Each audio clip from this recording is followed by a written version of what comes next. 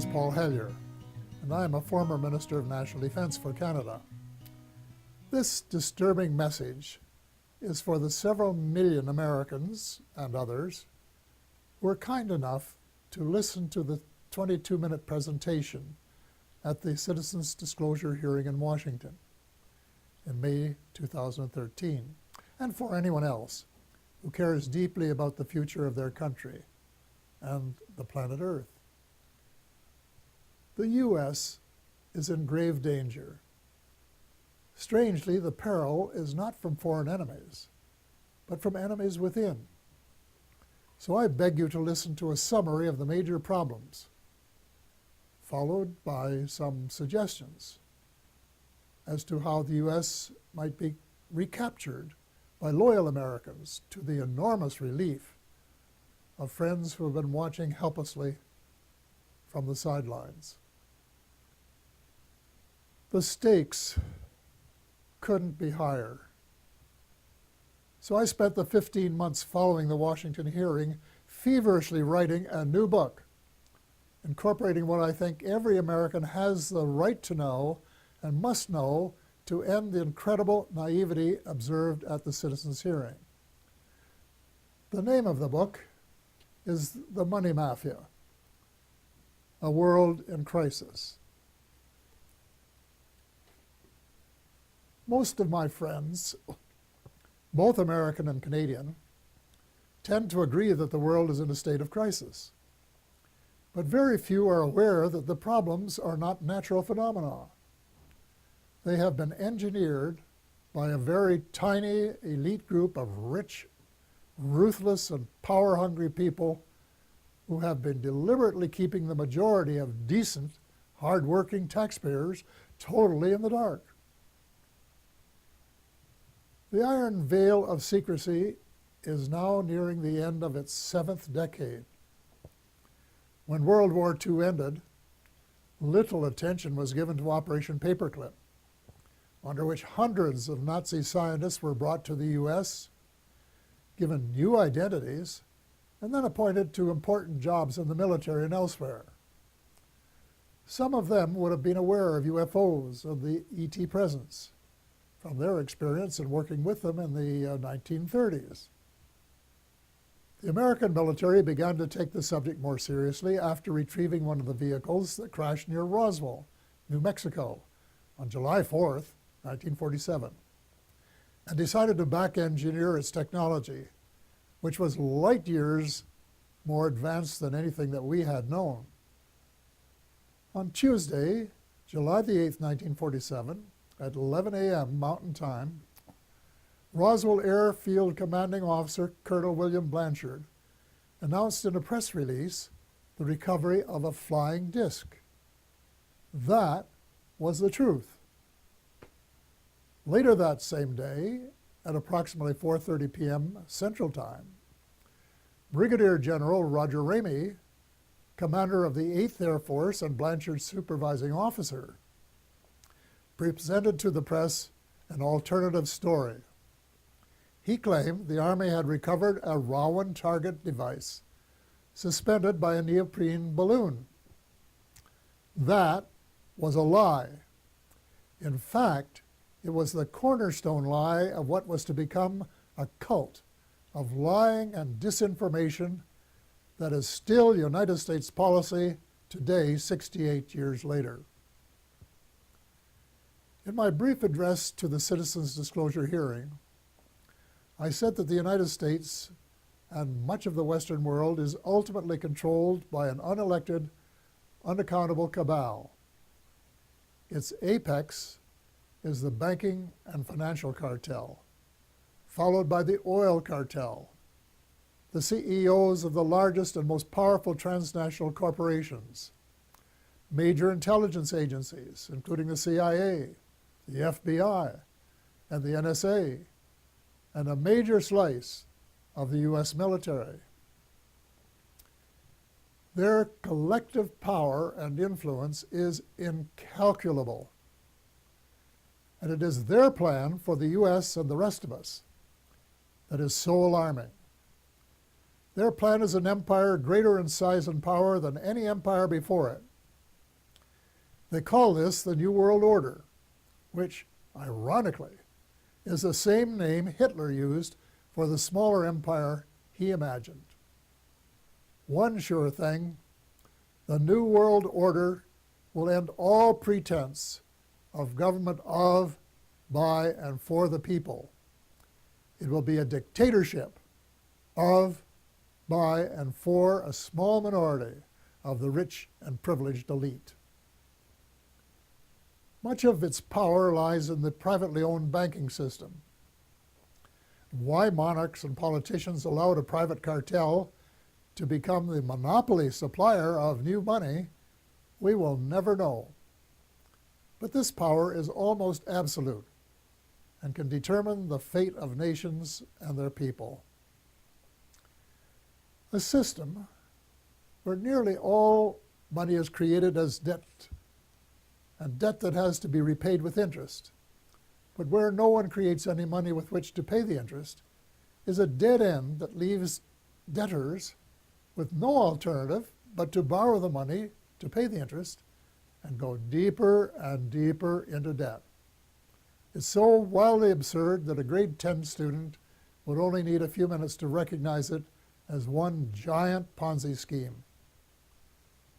Banks can invest $5 million and leverage it to create $100 million in loans that have to be repaid with interest.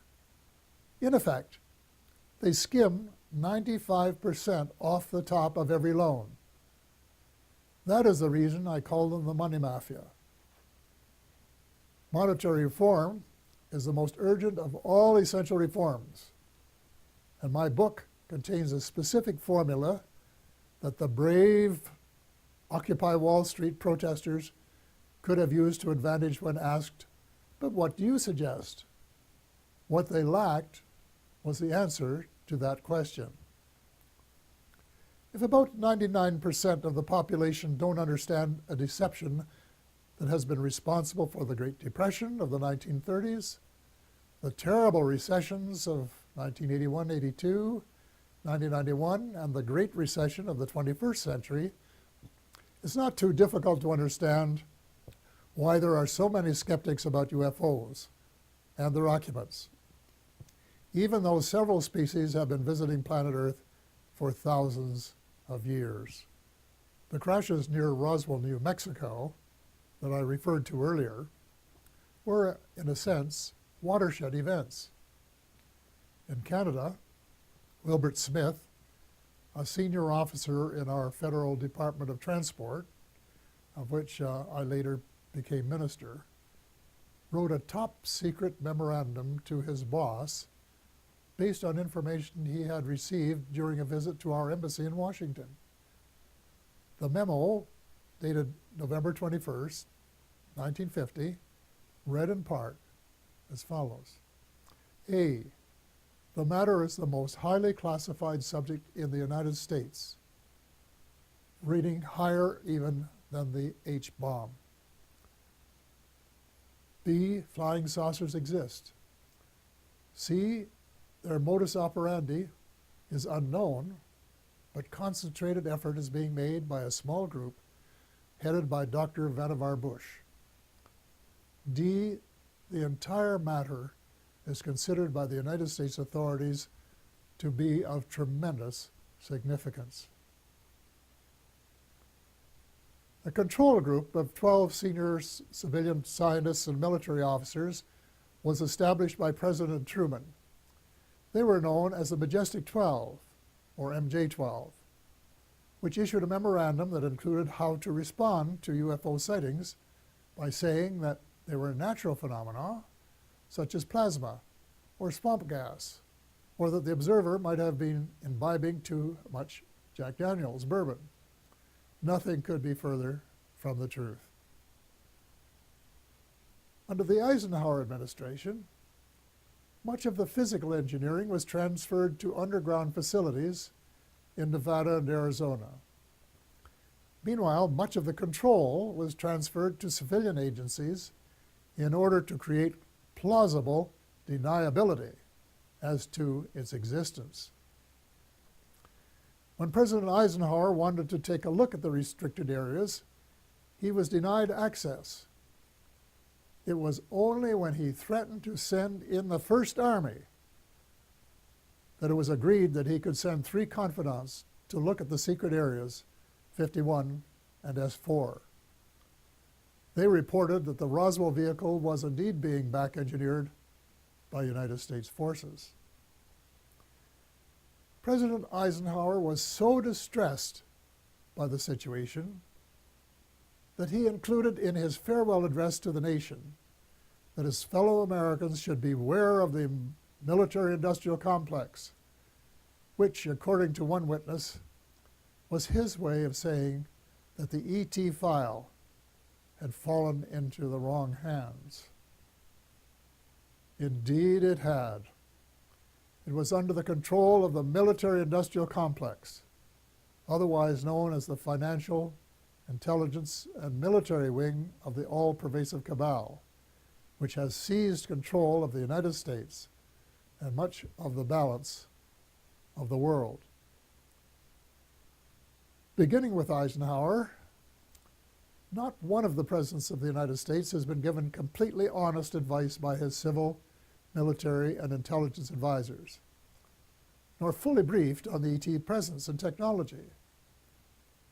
The military-industrial complex adopted a strategy of perpetual warfare to enhance its own power and profit. It is inconceivable that this plan was discussed and approved in advance by any American president. Wernher von Braun, the German rocket scientist who came to the U.S. at the end of World War II, told my friend Dr. Carol Rosen, who worked with him, that they, the military-industrial complex, in order to maintain perpetual war, had to have an enemy. First, it will be the communists, he said. Then it will be the terrorists. And finally, it will be the ETs. So far, the plan has been unfolding exactly as forecast. The cabal, sometimes referred to as the shadow government, has been in control. When Sarah McClendon, veteran White House reporter, asked President Bill Clinton why he didn't do something about UFO disclosure, Clinton replied, and I quote, "Sarah, there's a government inside the government, and I don't control it." End of quote. Imagine the President of the United States and Commander-in-Chief of the Armed Forces isn't cleared to know what his troops are doing. Well, with the end of the Cold War, the Pentagon wrote a new defense plan, popularly known as a project for the new American century. It was very far-reaching and involved conquest of much of the world by financial or military means, whichever was easiest. The document, which very few people were aware of, admitted that it was so far-reaching that it might be too much for Americans to swallow in the absence of some catastrophic and catalyzing event like a new Pearl Harbor.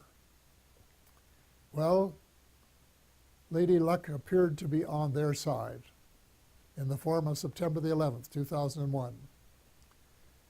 Amateur foreign pilots trained in the U.S. allegedly hijacked planes and flew them into the sides of the World Trade Towers 1 and 2, and then into the Pentagon. Later in the day, the buildings collapsed. President Bush declared war on the terrorists and invoked the provisions in the North Atlantic Treaty under which an attack on any one country is considered to be an attack on all. The reaction was unprecedented since the outbreak of World War II and the later attack on Pearl Harbor. The English-speaking world in particular was incensed, and a high percentage of Americans were prepared to nuke the perpetrators. Defense Secretary Donald Rumsfeld soon announced that, quote, "that means war against Iraq," end of quote, even though there was absolutely no evidence of Iraqi complicity, none whatsoever. Although most Muslims had been sympathetic to the U.S. in the immediate aftermath of 9/11, as soon as the bombs started dropping on Baghdad, moderate Muslims by the thousand were so outraged and overcome by hate that they opted for a terrorist response. From that day on, it would be difficult to find a terrorist who did not have "Made in the USA" etched on his or her soul. Now, more than a decade later, the situation becomes even darker as the truth about 9/11 begins to emerge from the burial ground of a controlled press. We find that high officials in the George W. Bush administration knew of the attack weeks in advance and made no effort to prevent it. On the contrary, the evidence points to complicity when we find that not just 2, nor 3 buildings collapsed, nor 4, nor 5, nor 6, but 7. Some, if not all, had been rigged for controlled demolition. But that isn't all. A new weapon of mass destruction was used that reduced the concrete and steel to dust before it reached the ground. If you have any doubts about this, get a copy of Dr. Judy Wood's book entitled "Where Did the Towers Go?" 500 pages of meticulous evidence. The unfolding story reveals the greatest mass deception in history, with the most universally negative consequences. Far more important than the long lineups for security checks at airports. We have been stripped of our civil rights one by one, including, I regret to say, habeas corpus, reversing 800 years of progress. Country was set against country, religion against religion. Words like peace and negotiated settlement, which had been possibilities before 9/11, were lost in the jungle of lies. The cabal, also known as the military-industrial complex, was not interested in a just settlement. It wanted perpetual war, and that was what its heinous deception achieved. It also robbed the once great United States of America of its last vestige of moral leadership. Worse, by invoking NATO, it transformed a defense alliance into a US-led task force. And by recruiting former countries from the Soviet Union, an obvious provocation to Russia, it has managed to create rumblings of a new Cold War. The danger lies in the fact that the New World Order is not limited to old boundaries and concepts of empire, and we seem hell-bent toward a third world war, horrible beyond human imagination. It must not be allowed to happen. Almost every president since Eisenhower has been under the control of the cabal, and President Obama, regrettably, has been no exception. Before he was sworn in as a new president, I saw a picture of his economic advisors, and I said, uh-oh, the same old gang who permitted the Bush recession. Nothing will change. Then when the president persuaded innocent allies to join in a second unwinnable war in Iraq, and a senior U.S. military commander confirmed that it would take several years to win, it was obvious that President Obama was playing the military-industrial alliance game, and that it would be the only winner. Extreme Islam is an ideology, and it can't be killed by smart bombs. Most ISIS recruits begin as young idealists who are repelled by the way the world is being run and are looking for a better way. Any effective strategy must be to win their hearts and minds, and not just to kill them and make them martyrs to a cause.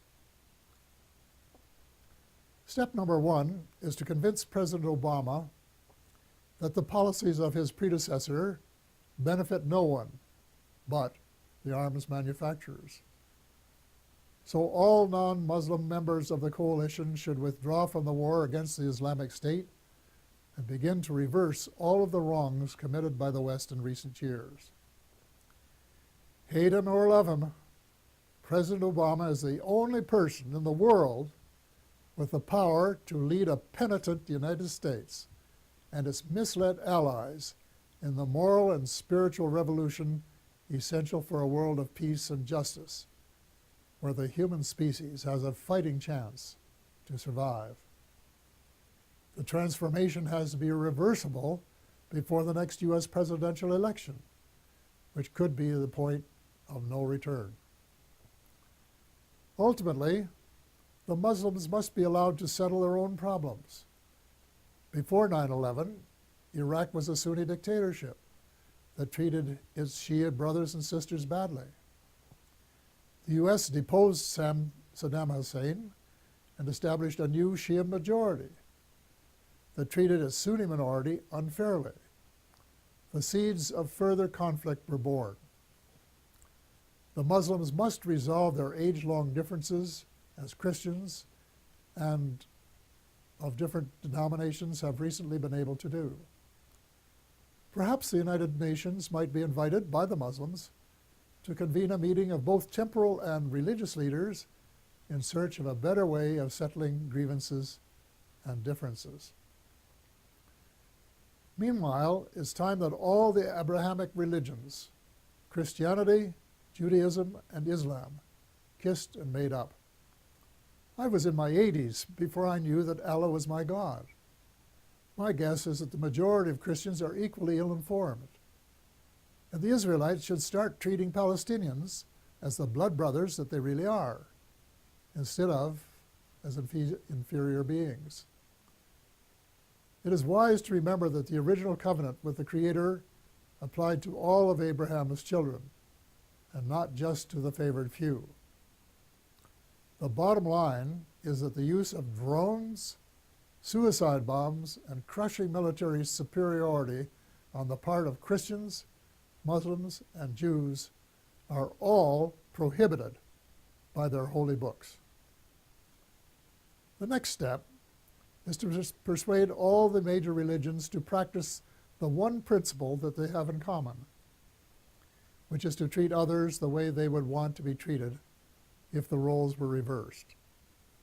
Universal practice of the Golden Rule would transform the world. I get hundreds of emails from decent Americans and like-minded individuals in a dozen countries who want nothing more than the end of militarism and a massive shift in priorities toward universal peace and justice. Quite a few are involved in small projects that are making a significant difference at the micro level. But most of them are realists and recognize that the cabal doesn't want peace and justice. It wants power, wealth, and empire.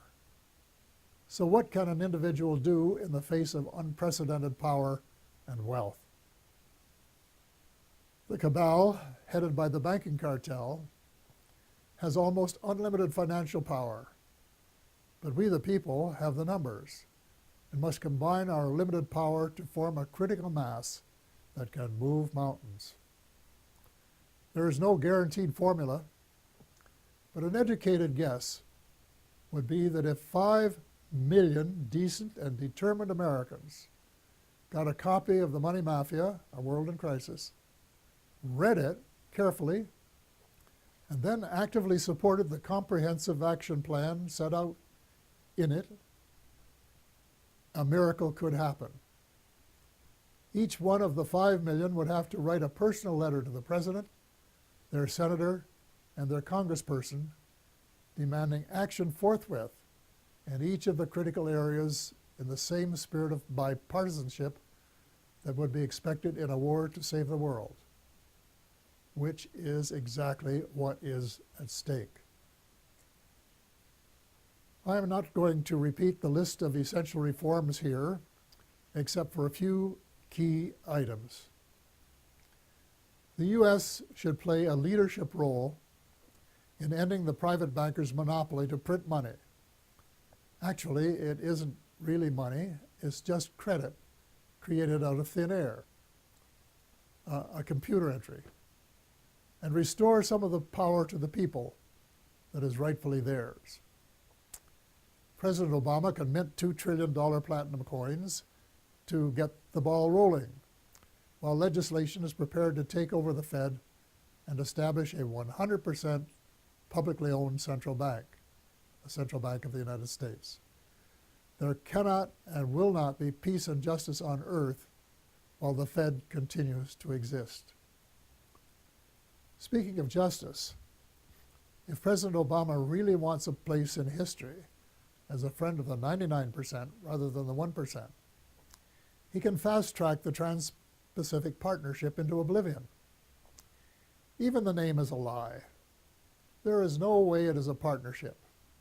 It should be called the Trans-Pacific Power Grab by a small elite group who want to feather their own nests at the expense of other people's rights to run their own affairs for their own benefit. So the choice is yours, Mr. President, to decide if it will be the people or the cabal. There must be full disclosure of what the cabal and the U.S. shadow government have been doing since World War II. To what extent has the extraterrestrial space and weapons technology been back-engineered? And is it true, as the late Ben Rich, former CEO of Lockheed's Skunk Works, said, and I quote, "We, the U.S., now have the technology to take ET home," end of quote. The extent to which there has been collaboration between the cabal and the ETs. What species? What motives? Were there agreements signed? And if so, were the terms of the treaty or treaties lived up to? To hear the truth emerge after so many years of continual lies and darkness will require either that the National Security Act of 1947 be rescinded or suspended, with a general amnesty so that decent Americans can tell the truth without fear of retribution. A kind of truth and reconciliation process will be required. Then there are the positive benefits that must be pursued. The President must issue an order that would release the secret patents on exotic energy and make them available to the world. The secret technology, in combination with a flexible financial system, will make it possible to convert from an oil economy to a clean economy in 7 years. It will provide billions of new jobs worldwide and help close the ever-widening gap between the haves and the have-nots. Simultaneously, a project should be started to restore our oceans before the food chain has been permanently broken. In addition, worldwide programs of forest preservation and reforestation should help provide the carbon sinks essential for greater stability in weather patterns. Speaking of changing weather patterns, full disclosure should give us a better idea of how much weather patterns have been altered by government tinkering. Due to restraints of time, space, and expertise, my book makes no mention of either chemtrails or the high-frequency active auroral research program known as HAARP. But from what I have heard and read from credible informants, I would say that they are Satan's illegitimate Siamese twins of death and destruction. If so, they should be terminated at once and relegated to the netherworld from which they came. And before the people of the world become aware and launch a $10 or $20 trillion class action suit against the United States Air Force, its contractors, associates, and suppliers. A visit to the battlefields of World Wars I and II in November of last year affected me profoundly. The slogans were everywhere. Never again. We had seen the horror of man's inhumanity to man, which was sordid beyond belief. Yet as I reflected on the real world of today, I thought that the millions who gave their lives had died in vain. Even before the Second World War was over, a group of greedy, self-centered men were plotting the next round, and they have been working assiduously at their plan. The same symptoms of mass unemployment, poverty, and seeking military advantage have been replicated. But the next time, we would start off with weapons of mass destruction just in their infancy then.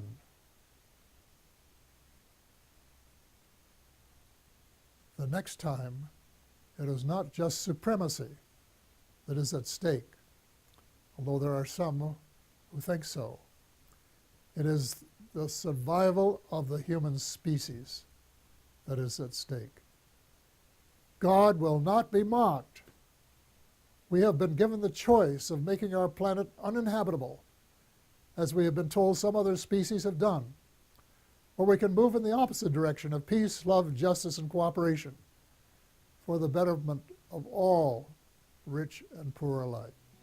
We have been given a few months, not years, to change course before it is too late. The choice is ours. We are the ones who are destined to write our own history.